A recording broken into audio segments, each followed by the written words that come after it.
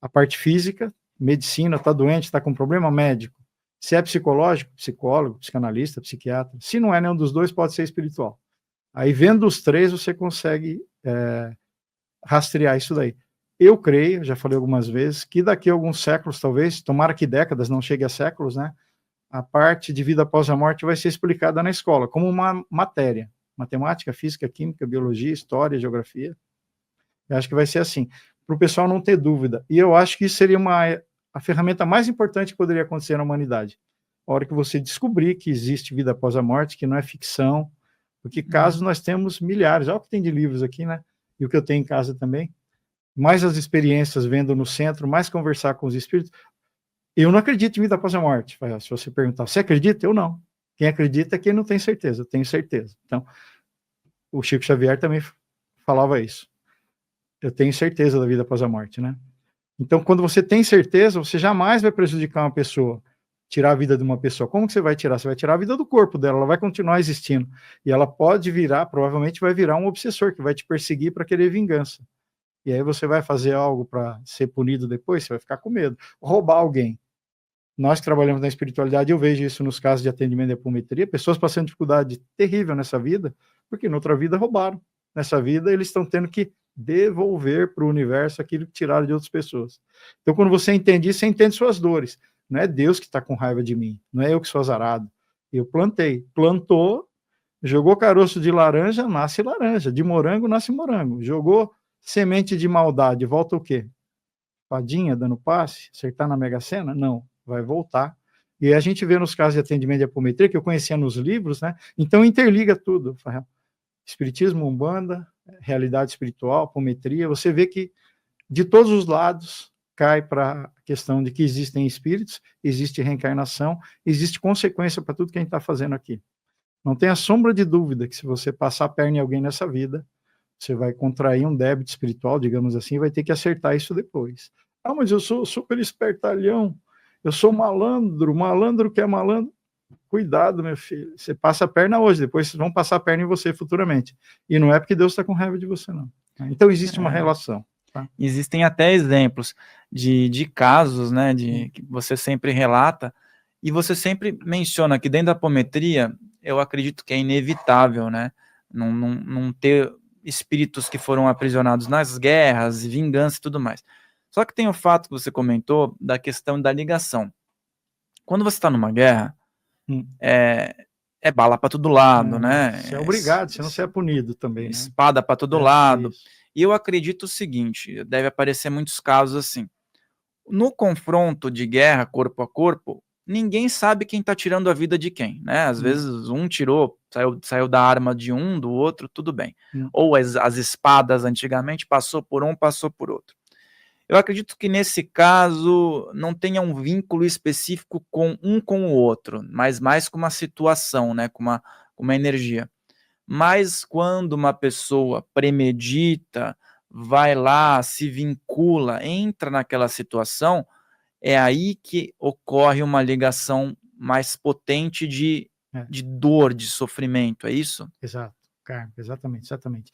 Porque você é obrigado a ir para a guerra, ou você atira, ou vão atirar em você e tirar a sua vida. Você não tinha, às vezes, a intenção, em alguns casos, né? Tem gente que já é ruim de natureza, se voluntaria, e quer lá, e quer judiar, e quer prejudicar as pessoas, mas tem outros que não, que vão contra a vontade, mas foi obrigado a ir lá e trabalhar, e servir o exército, né?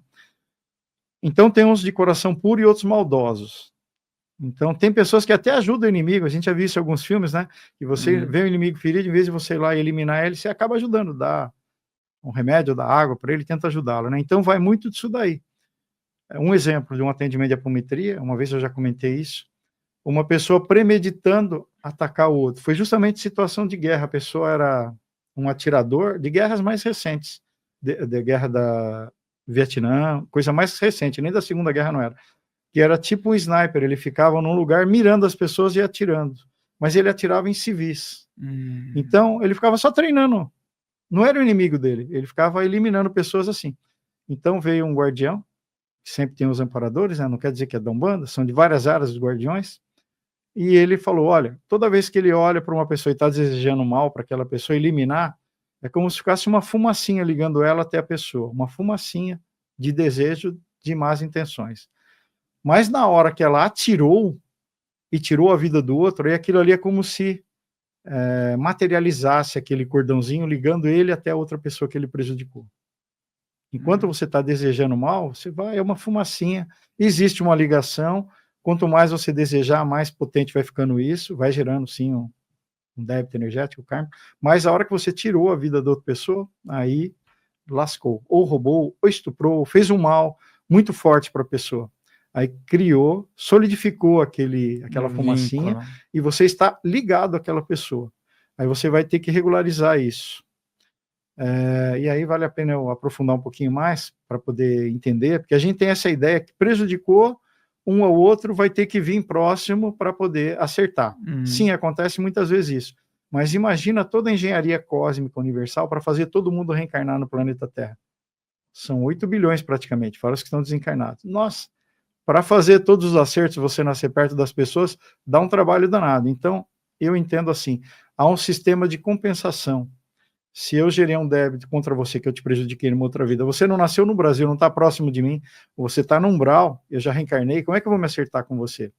Você nasceu em outro país, nasceu lá nos Estados Unidos, em outro lugar, como que eu vou me regularizar? Então, eu fazendo a caridade para alguém na mesma proporção que eu te prejudiquei, eu meio que quito isso, porque, veja bem, todos os habitantes da Terra são filhos de Deus, eu sou, você é, todos são filhos de Deus. Então, aquela pessoa que você prejudicou, também é, né? Eu gosto muito de salientar isso.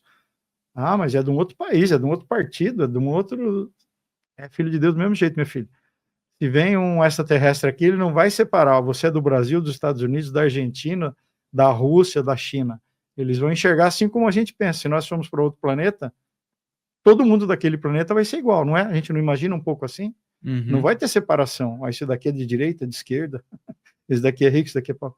É tudo igual, é homogêneo, né? Então são todos filhos do mesmo Criador.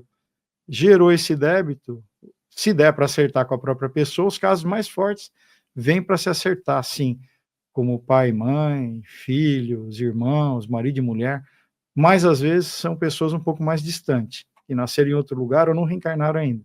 Então você fazendo caridade, a caridade vai amenizar isso daí.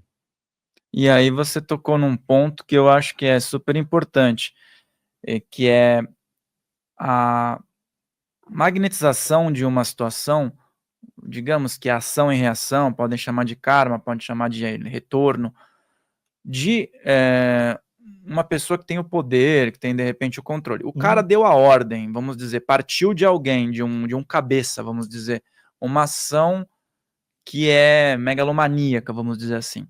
Só que existem os subordinados que vão executar aquilo e muitas vezes sem nenhum tipo de opção porque estão dentro de um sistema, né? Então, essa carga de responsabilidade pode ser que esteja um pouco nas mãos de quem executou, mas muito mais em quem idealizou seria, no caso. Porque não puxou, de repente, o gatilho, não apertou o botão, mas falou, vai lá e faz. Lembre-se de deixar o seu like aqui nesse vídeo, de se inscrever nesse canal, e se você gostou desse corte, o episódio completo está aqui na descrição. E também se inscreve lá no nosso canal oficial, Filhos do Todo, para você acompanhar as outras entrevistas.